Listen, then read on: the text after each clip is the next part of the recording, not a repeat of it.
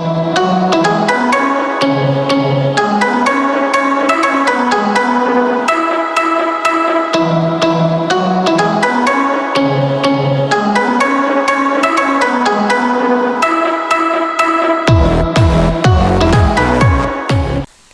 वालेकुम प्यारे दोस्तों, कैसे हैं जी आप सब दोस्त। मैं वेलकम करता हूं आपको एमएसपी ग्राफिक्स में। आज मैं आपके लिए कुछ हिंदी शादी कार्ड लेकर आया हूं। मुझे कुछ दोस्तों ने हिंदी शादी कार्ड के लिए रिक्वेस्ट की है कि सर हमें कुछ हिंदी शादी कार्ड बता दें, उनके साइज़ दे दें या उनके सैम्बल्स वगैरह हमें चाहिए तो वो हमें दे दें। ये सारे मैंने कलेक्शन इकट्ठी की हुई है, मेरे अपने डिज़ाइन किए हुए नहीं हैं। कुछ मुझे रज़ी भाई ने भेजे हैं, कुछ दूसरे दोस्तों ने। तो मैंने ये सारे यहाँ पे रखे हुए हैं। इनमें ये 1, 2 और ये 3 शादी कार्ड हैं और बाकी ये सारे इनके सैम्बल्स हैं। इन सैम्बल्स के ज़रिए आप अपना हिना कार्ड या रस्म हिना वगैरह या मेहंदी का कार्ड भी इसमें डिज़ाइन बना सकते हैं। ये उसका आउटर है और ये उसका इनर है। इसकी सारी सेटिंग जो है उर्दू में भी वैसे ही आएगी, क्योंकि इंडिया में भी उर्दू इस्तेमाल होती है और पाकिस्तान में भी। इतने बड़े कार्ड पाकिस्तान में इस्तेमाल नहीं होते, हमारे पास तो साइज़ उसका ज़रा मुख्तलिफ होता है। ये बड़े बड़े कार्ड तो इंडिया में यूज़ होते हैं, लेकिन ये डाटा हम अपने कार्ड्स में इंडिया और पाकिस्तान दोनों में इस्तेमाल कर सकते हैं। तो ये डाटा सारा वही है जो आप यहाँ पे इस्तेमाल करेंगे या इंडिया में। तो देख लें, ये भी सेम उर्दू ही है। दावत वलीमा प्रोग्राम, ये बिल्कुल अशार वगैरह, ये मुकर्रम जनाब सलाम मसनून वगैरह हो गया। इंग्लिश तो फिर मल्टीनेशनल में आ जाता है, उर्दू में भी यूज़ करें या इंग्लिश में भी। और ये देखें अक़्द मसनूना वेडिंग, ये हो गया। तो ये हिंदी के हैं, मेरे पास हिंदी का फ़ॉन्ट नहीं था तो ये चेंज हो गया। मैं इसको ऐसे सेव करके दूंगा। अगर आप खोलेंगे, आपके पास हिंदी के अगर फ़ॉन्ट होंगे तो ये ओपन हो जाएगा, उसकी टेंशन ना लें आप। तो इंग्लिश वाले ये कुछ इसमें कन्वर्टेड हैं और कुछ ये आपको करने पड़ेंगे।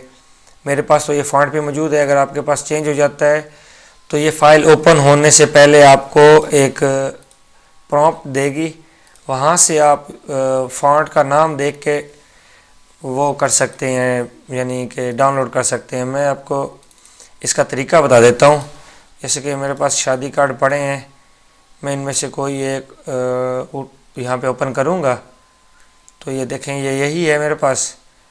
तो ये जैसे मैं इसको इंपोर्ट करूँगा तो ये एरर देगा कि ये हिंदी के फ़ॉन्ट मेरे पास नहीं है। तो आप इन फ़ॉन्ट्स को गूगल पे सर्च करके डाउनलोड करके अपने पास पहले इंस्टॉल कर लें, फ़ाइल को कैंसिल करें और दोबारा ओपन करेंगे तो अगर ये फ़ॉन्ट आपके पास होंगे तो ये फिर फ़ाइल में ओपन हो जाएंगे। जैसे कि मैं आपको दिखा देता हूँ इसका तरीका। मैं इसको यहाँ लेके जाता हूँ, यहाँ से मैं गूगल खोल लूँगा और हम गूगल में जाके इस फ़ॉन्ट का नाम लिखेंगे। जैसे कि यहाँ पे लिखा हुआ है A- सुपर हिंदी 9 नॉर्मल। तो A- सुपर हिंदी -9, इसको मैं सर्च करता हूँ तो ये सर्च करेगा। फ्री फ़ॉन्ट के नाम पे ये आ रहा है, तो वो आ रहा है यहाँ पे। तो यहाँ पे ये हमें फ़ॉन्ट्स दिखा देगा, तो आप वहाँ से फ़ॉन्ट इजीली डाउनलोड कर सकते हैं। यहाँ पे किसी भी फ़ाइल का नाम आ सकता है।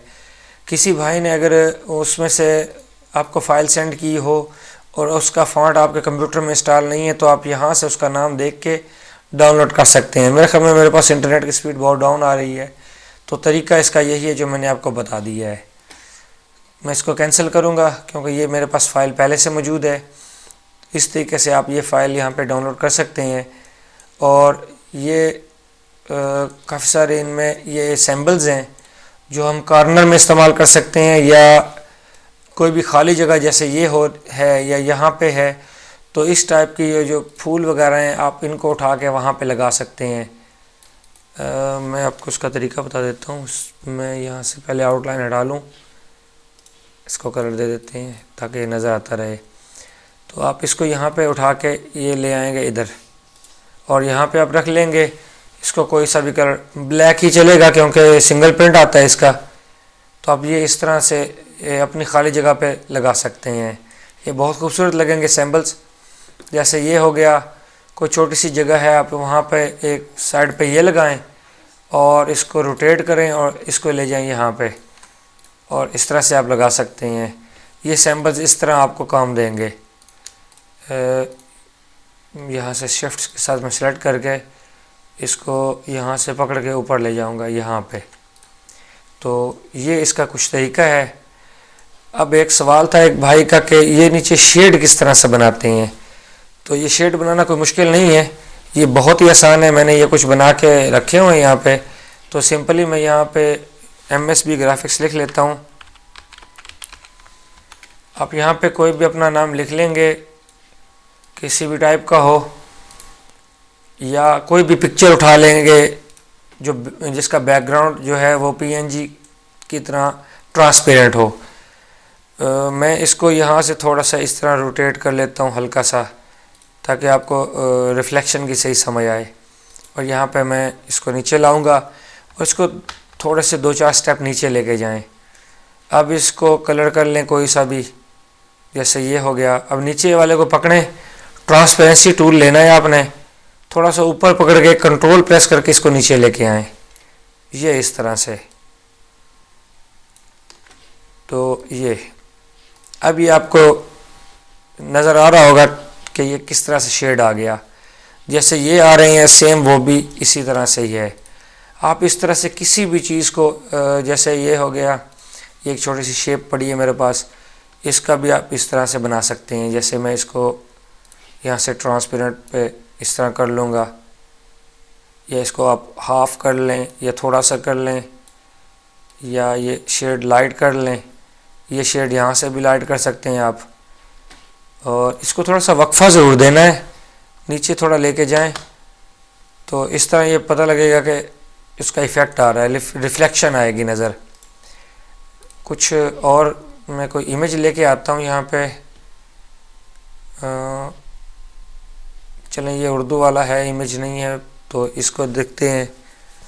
इसको मैं यहाँ से पहले ऑब्जेक्ट को बना लेता हूँ बेवल में, अप्लाई कर दूँगा। थोड़ा ये कम है, इसको बढ़ा देते हैं। मैं यहाँ से पहले पिक्सल में इसको लेके आता हूँ। हाँ जी, ये 100 पिक्सल है, मैं इसको 200 पिक्सल ले लेता हूँ और थोड़ा सा इसको चेंज करके ये फिर अप्लाई करते हैं। अब सही है। अब आप इसका कलर भी यहाँ से चेंज कर सकते हैं। इसका तरीका मैं आपको पहले बता चुका हूँ। और यहाँ से आपने इसको नीचे की तरफ लेके आना है ऐसे, और कंट्रोल के करना है।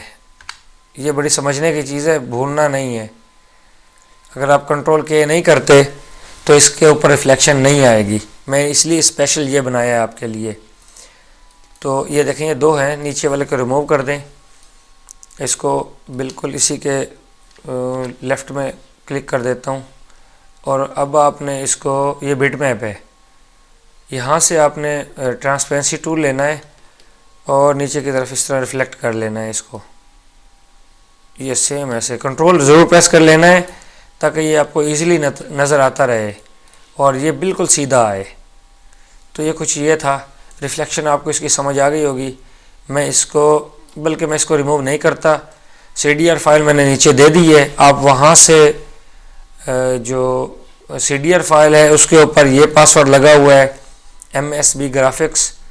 इस को छोटी ABC में आपने लगाना है, कैपिटल्स नहीं है। मैं इसको सारे लोअर केस कर देता हूँ और ये हमारा पासवर्ड होगा। नेक्स्ट आगे मैं इसको अंडो कर देता हूँ ताकि वो भी वहीं पे रहे। और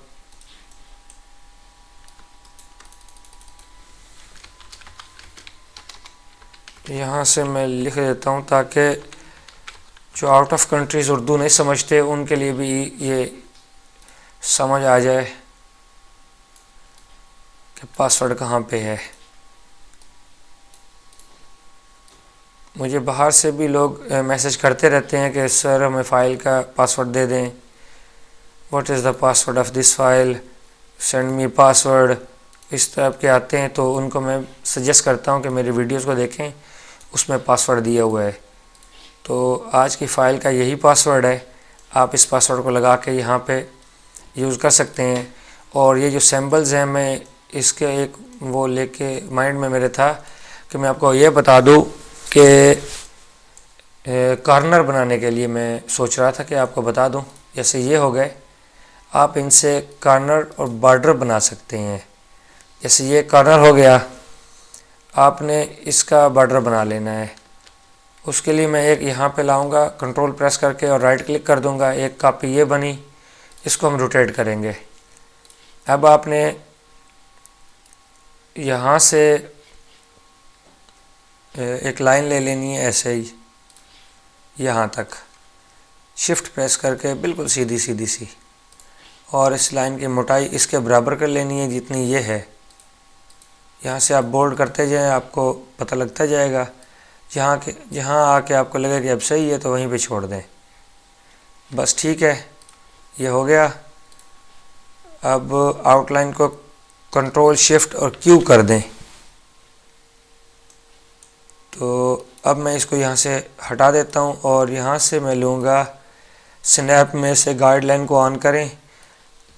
एक गाइडलाइन यहाँ पे लेनी है और एक यहाँ पे लेनी है। अब इसको पकड़ें, यहाँ से पकड़ के नोड से आप यहाँ लेके आएंगे और सेंटर में जाना है। इसको आपने यहाँ से नीचे लेके आना है इस तरह, और यहाँ से भी देख लें आप, ज़्यादा जो होगा आप उसको यहाँ से कम कर लें ताकि ये पूरा पूरा ही रहे। ज़्यादा बड़ा फिर अच्छा नहीं लगता। बस अब इसको इसके साथ आप वेल्ड कर सकते हैं ये, और साथ में इसके भी। ये वेल्ड हो गया। अब अच्छा, अब इसमें एक और आपने यहाँ से ले लेना है, यहाँ से यहाँ तक, और इसको भी फिल करके आपने आउटलाइन हटा देनी है, या वाइट करना चाहें तो वाइट कर दें। और ये हो गया। अब इसमें को भी इसके साथ वेल्ड कर लेना है ऐसे, तो ये भी एक हो गया। अब नेक्स्ट इसके लिए है, तो इसको यहाँ से नोड को पकड़ेंगे, आगे लेके जाएं। ये यहाँ तक मैं छोड़ देता हूँ फ़िलहाल। इसको हम यहाँ से ऐसे ड्रैग करके ना यहाँ लेके आते हैं।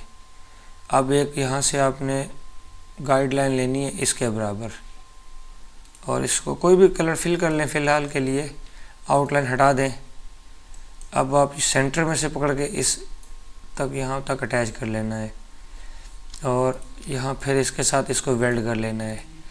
तो सेम तरीका इस साइड का भी आएगा, बिल्कुल ऐसे ही।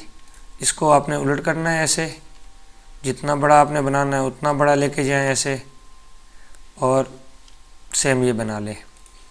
यानी कि यहाँ से मैं बता ही देता हूँ आपको, फिर कुछ दोस्तों के सवाल आ जाएंगे कि हमें समझ नहीं आई। तो यहाँ से इसको इसके साथ वेल्ड कर देना है ऐसे। ये इसको पकड़ें यहाँ तक ऐसे, और इसको यहाँ तक ऐसे। मैं इनकी एक एक कॉपी ले लेता हूँ सेकंड साइड के लिए, और पकड़ के यहाँ तक ऐसे वेल्ड कर लें, और इसको लेके आता हूँ यहाँ पे, और ये रिमूव कर देता हूँ। और यहाँ से इसकी एक कॉपी यहाँ तक लेके आनी है ताकि ये इसके बिल्कुल अटैच हो जाए। आउटलाइन हटा देनी है यहाँ से, फिल कलर कोई सा भी कर लें और देख लें कि ये इसके बराबर रहे। अच्छा, अब इन सब को सिलेक्ट करना है और इसको भी यहाँ से वेल्ड कर देना है। अब ये दी आपका पूरा बॉर्डर बन गया। अब ये जो सारा है इसको फिर एक दफ़ा वेल्ड कर ले। ये देखें, अब कलर चेंज करके देखें आप, ये सारा बॉर्डर बन गया है। बॉर्डर बनाने का तरीका भी मैंने आपको बता दिया। मैंने सिर्फ ये एक शेप यूज़ की थी, ये वाली। आपको पूरा बॉर्डर बनाने का तरीका बता दिया। अच्छा, फिर अगर ये मैंने बॉर्डर छोटा बना लिया, मसलन मैंने इसको इसके अंदर फिट करना है, ये तो काम ख़राब हो गया है, मैंने तो गलत बना दिया। नहीं, इसका कोई प्रॉब्लम नहीं है। मैं इसको इसके बराबर सेट करूँगा। अब क्या करना है, अब सिंपल सा तरीका है।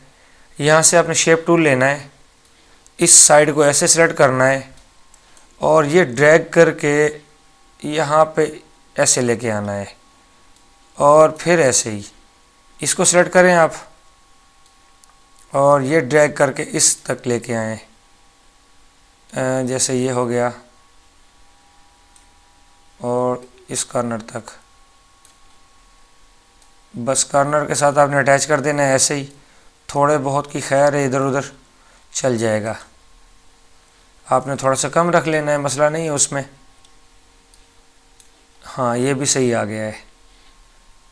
तो ये देखें आपका बॉर्डर उसी साइज़ में आ गया, ये बिल्कुल सेम है। आपने बस इसको क्या करना है, 100% है तो 99.5 बाय 99.5 करके इंटर करना है और ये साइज़ में उसके अंदर ज़रा आ जाएगा, कहीं से अटैच नहीं होगा, तो ये बिल्कुल फिट आ जाएगा। ये तरीका है उसका। अच्छा, अब ये बॉर्डर मैंने आपको इस साइज़ का दिया है, जबकि मुझे कोई प्रोफाइल मिल जाता है इसके साइज़ का, तो फिर मैं क्या करूँगा, वो भी तरीका सेम मैं बता चुका हूँ, समझ आ जानी चाहिए। लेकिन फिर जो दोस्त कहते हैं कि हमें समझ नहीं आई, मुझे उनके लिए दोबारा वर्क करना पड़ता है, तो मैं टॉप राइट इसको करता हूँ। यहाँ से आपने लेना है, इसको मैं रिमूव कर लूँ पहले आपको ताकि समझ आ जाए। यहाँ से आपने इसको सिलेक्ट करना है, नीचे वाले बॉर्डर को नहीं। आपने यहाँ से शेप टूल लेना है और इस साइड को ऐसे सिलेक्ट करें और कंट्रोल प्रेस करके ऊपर लेके जाएं। अब चाहे कंट्रोल ना भी प्रेस करें तो भी कोई मसला नहीं है। अब आपने इसको यहाँ पे लाना है ये, और इसको अभी ऐसे आगे लेके जाना है। वही प्रोसेस है, आपकी शेप भी ख़राब नहीं होगी, बॉर्डर भी आपका पूरा उसी साइज़ में आ जाएगा। अब देखें, ये वही बॉर्डर है जो मैंने उधर दिया था, वही बॉर्डर मैंने इधर दे दिया, ये देखें। और आप इन शेप्स के अंदर इनको फिट कर सकते हैं। इसको भी 99.5 किया हुआ है तो इसको 99 ही कर लेते हैं, 0.5 ये और कम हो जाएगा, पूरा 99 टैब 99 इंटर, तो ये इसके अंदर इजीली फिट आएगा ये, और ये वाला इसमें इजीली फिट आ जाएगा। उम्मीद है कि आपको ये आज का ट्यूटोरियल पसंद आया होगा। मेरी कोशिश होती है कि मैं आपको ज़्यादा से ज़्यादा कुछ समझाने की कोशिश करूं। Thank you for watching and अल्लाह हाफिज़।